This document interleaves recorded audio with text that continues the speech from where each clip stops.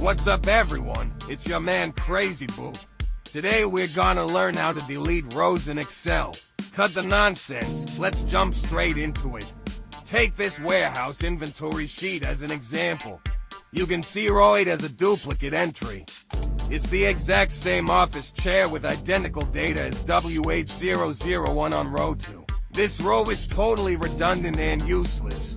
Deleting it is super easy. First, select row 8. Right-click, hit delete, and boom, all done.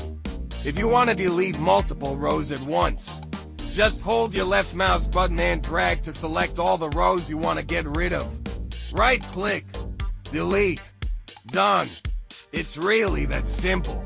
Alright, that's all for today's tutorial. I'm out of here.